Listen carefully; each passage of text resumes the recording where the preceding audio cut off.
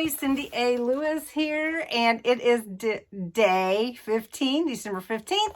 Time to open door number 15 in the Crafter's Companion Advent Calendar. If you've been following along with me, I sure do appreciate it. It has been so much fun, including challenging myself to make something Christmassy out of each and every door, whether it's Christmas or not, which most of them are not. So if you haven't seen all of the videos, I've posted every single day, and a craft or DIY to go along with whatever I find under the door when I open it. And then also don't forget to enter a giveaway, my giveaway to win one just like this, brand new, on December 20th. So you need to go to the December 1st video, which is where I'm collecting all your entries. And your entry is to say the word Christmas in the comments. You have to be 18 or older, and you have to be US or Canada. You have to use the word Christmas, and you can enter every day. So go enter. If you share, you can enter again. I want everyone to have as many opportunities as they can to win, because it's going to be a really awesome, awesome gift for you. All right, well, let's open door 15. All right, I know we're a little bit close, but it's easier to see if I can get us where door 15 is, right here. What do you think is behind door 15? I don't know. I have no idea. It has been very random what's been behind these doors. We've had stamps, we've had Stampin' Dies, we've had embossing folders, and we've had just dies. So I don't know. It could be anything. All right, let's see what it is. Ah, it's a cute stamp. Look at this stamp. Sending lots of love. All right, so I have cut out a tag as my base, and my stamp's going to fit right on it pretty well. And it's from the Stamps of Life Christmas tag collection, and it is got a topper, which I cut out of this pretty paper. I did cut out a heart and a couple of trees out of the same paper that I've been using from the Violet Studio collection, Home for Christmas. And then I do have this piece left over that has hearts on it, and I may use that, may layer, I don't know yet. So what I need to do now is I need to go ahead and stamp onto my tag. And then I'm going to use my aqua tricolor pens, my watercolor pens, to color in the stamp. So we're going to do that. So I just need to put this on where I want it. And let's see, I want it towards the top, I think. So that'll be pretty. And I'm just going to pick my stamp up with my platform. And I'm going to use waterproof ink. And I apologize for the reflections in here. The way the light is today, for some reason, it's really reflecting. So I'm going to use this, bring it to my stamp. If I don't get a good image, I can restamp because I'm using this platform. All right, so we're going to try this and see how it comes out. And it's not a huge image, but it'll be really pretty. Oh, I think it came out lovely. Look at that. Nice. That came out beautifully. Okay. Using a glass mat is a really nice way, because you can put your ink on the mat and take it to the image, or you can go straight to the image however you want. Now I have this Crystals sparkle pen, and instead of water, I'm going to use that to add a little sparkle to it.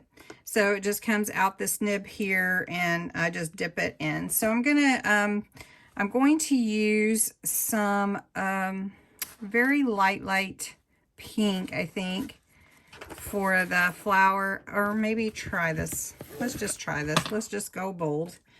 And we're going to do this color here. Just make it a Christmas cactus flower.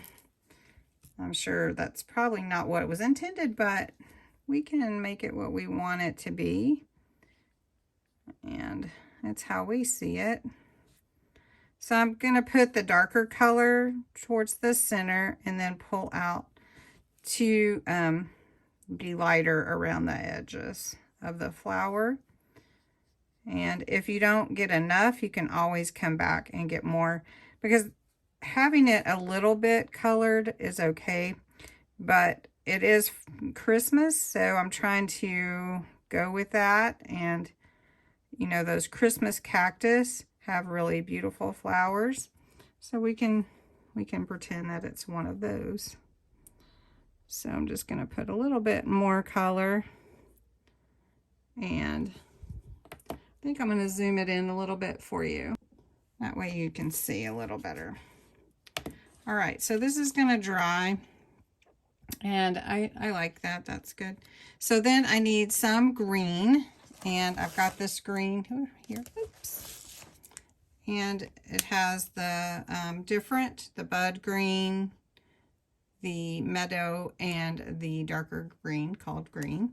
And I'm just going to put the darker green, and I'm going to put some of the lighter green in case I want to mix that and see how that looks. So I'm going to take this darker green and pull it into these flowers here, leaves. And then that you can see that there's some more greenery here. And of course, there's not a lot of greenery at Christmas unless it's an evergreen, which we can believe for that, right? All right, so let's take some of this lighter, see if we can get some color in there. And then we're just going to pull this in here like that. Now, the only thing else I want to color is sending. And I think it needs to blend with the colors. So we have this red and we have green. So I'm going to put a little more of the deeper green.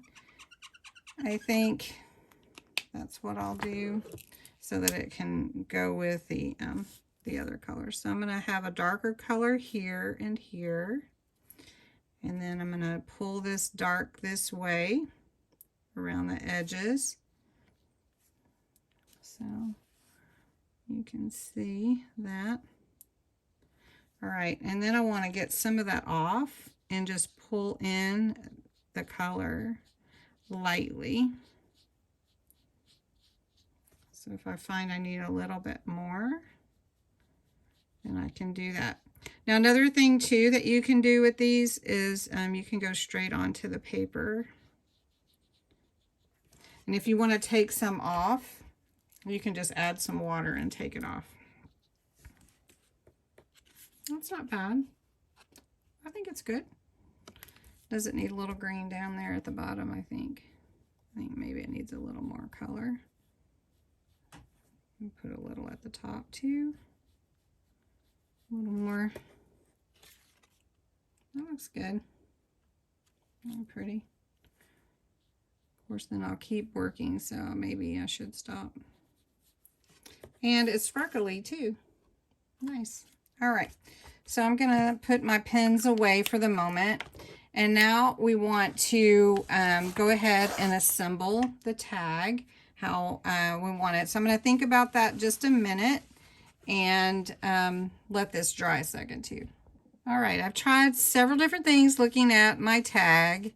And so what I'm going to do is take my aqua pen on the green and just go around the tag on the outside. I'm not coloring, I'm just, well, I am coloring, but just, I'm not coloring onto the tag. It's the front, just around the edge, just running that nib. Oop, I got it on the back. Running that nib around the edge just to give it the hint of color like that. And that looks good. I like that. I was not happy with the way it was looking. All right, I did take the topper and I had to trim a little bit off of it because I put this high enough so I could put the tree on here, but then that was too long. So then I've got the tree on the other side of Lots of Love. And then I'm going to put the heart. And then the inside of the heart. And that will be like a Christmas tag for a gift. And you can write on the back. And I'll put some ribbon through that. So, almost done.